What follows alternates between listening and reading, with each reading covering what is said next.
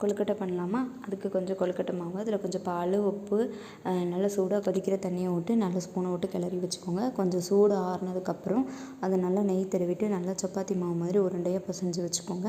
இப்போ நான் நைட்டு கடலைப்பருப்பை ஊற வச்சுருந்தேன். அந்த கடலைப்பருப்பை குக்கரில் போட்டு ஒரு 4லேருந்து 5 விசில் விட்டு எடுத்துக்கோங்க.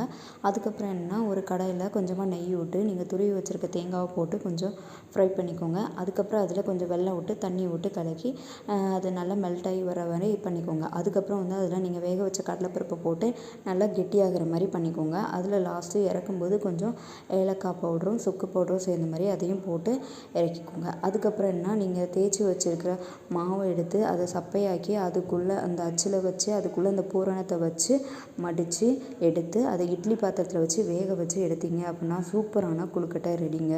உண்மையாகவே இந்த கொழுக்கட்டை சூப்பராக இருந்துச்சு. ட்ரை பண்ணி பார்த்து எப்படி இருக்குன்னு சொல்லுங்கள்.